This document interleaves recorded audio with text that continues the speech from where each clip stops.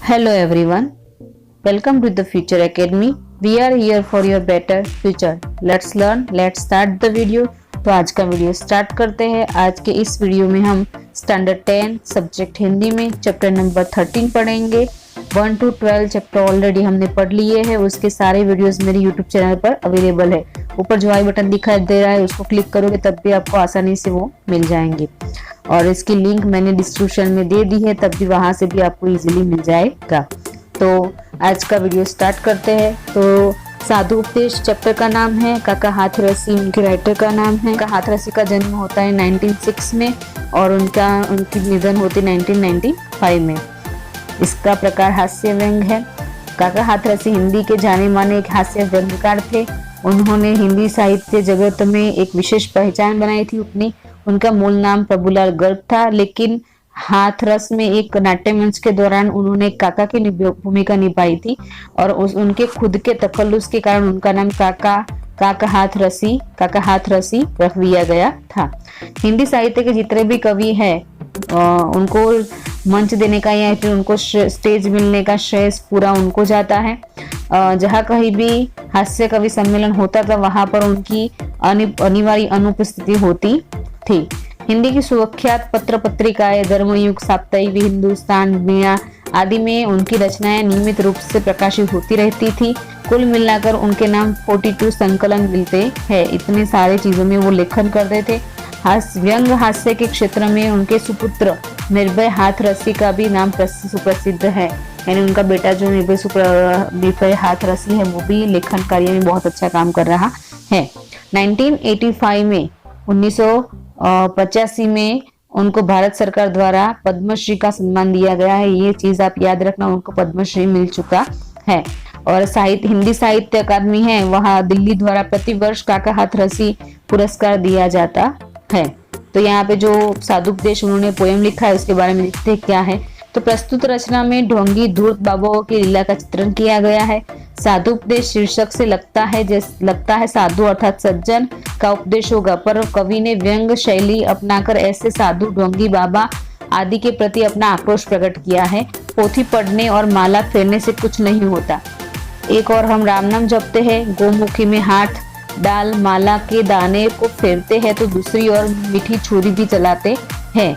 ये तथकथित साधु बाबा न तो ज्यादा पढ़े लिखे होते हैं न ज्ञानी, इसलिए न भक्तों द्वारा पूछे गए प्रश्नों का उत्तर न देने पड़े, इस हेतु मौनी बाबा का स्वांग रचाते बैठे रहते हैं। वे मौन रहकर जीव जगत और माया संबंधित असंगत बातों का मनगढ़ंत बातें किए जाते हैं।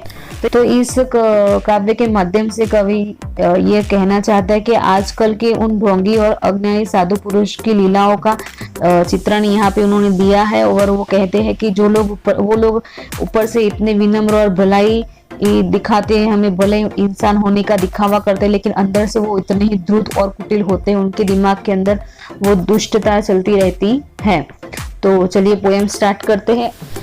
अगर आप इस चैनल पर नए हैं तो प्लीज इस चैनल को सब्सक्राइब कीजिए, बेल आइकन को टिक कीजिए ताकि आपको मेरे आने वाले वीडियोस की लिंक आसानी से मिलती रहेगी। वीडियो अच्छा लगे तो लाइक कीजिए और प्लीज कमेंट कीजिए ताकि मुझे पता चले कि मेरे रेगुलर स्टूडेंट्स कौन है जो मुझे देखते हैं, और मुझे आपका नाम लेना भी बहुत अच्छा लगेगा। ओके, तो प्लीज कमेंट कीजिए आपका नाम ताकि हम लोगों में एक कनेक्शन बन सके। ओके, तो चलिए पोएम पढ़ना स्टार्ट करती हूँ अब मैं।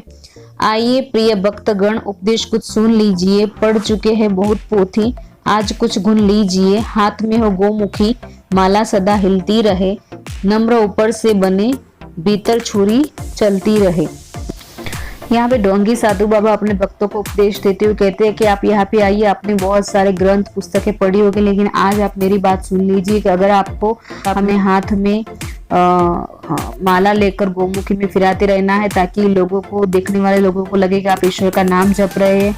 इसके अलावा ऊपर से आप ऐसा दिखावा करते रहिए कि आप बहुत विनम्र हैं, लेकिन अंदर से आप छल कपट करने से मत चूकिए, ऐसा वो सिखाते हैं। कहते हैं कि आज कुछ गुण लीजिए। हाथ में हो गोमुखी, हाथ में आप गोमुखी रखिए। माला सदा आपकी हिलती रहनी चाहिए।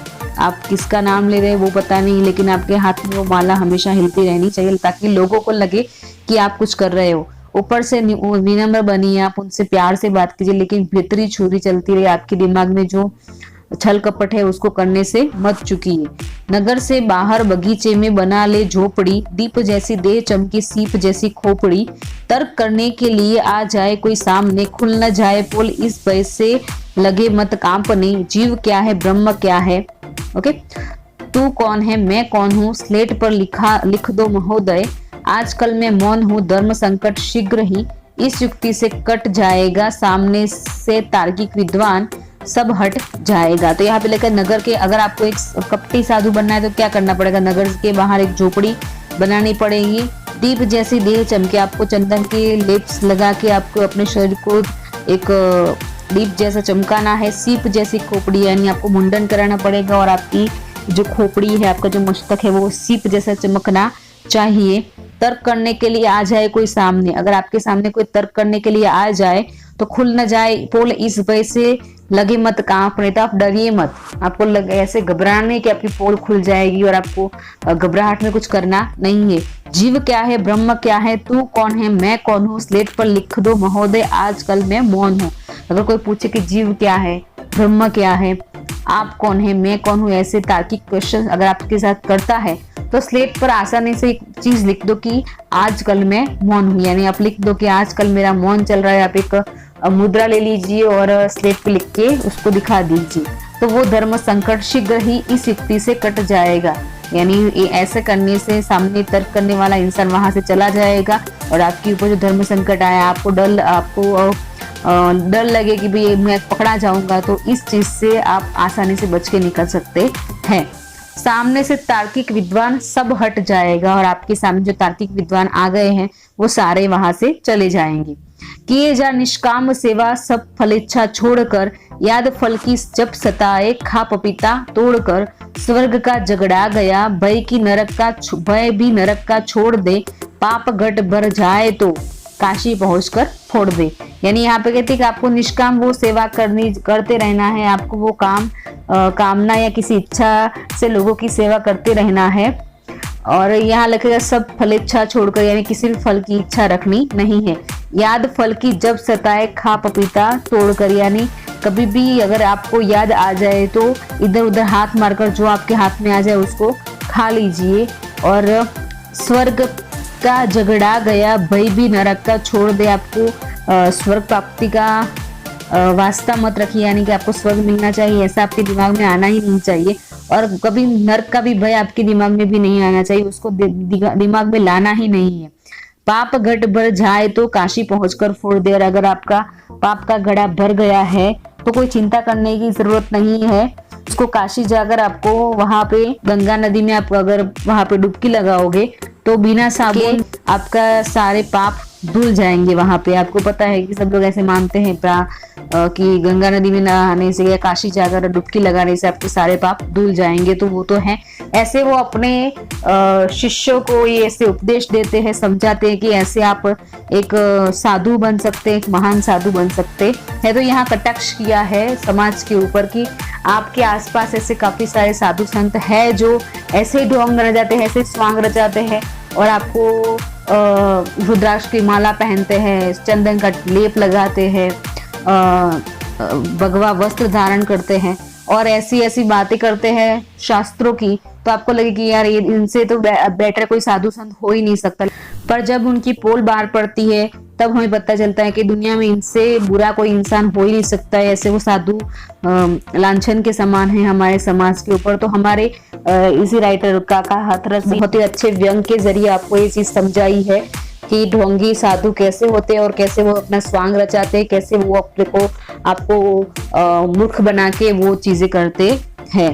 तो ये इसका बेस्ट एग्जांपल अगर आपने वो पीके मूवी देखी होगी तो उसमें भी है कि वहाँ कैसे वो आमिर खान जो एक एक्टर है उन्होंने बहुत अच्छे से साधु बाबा का पोल खोली थी वहाँ पे, और आपको वो कॉमेडी के जरिए भी वो चीजें आपको दिखाई है कि रियल में ऐसा ही होता है जैसा वहाँ पे दिखाया गया है।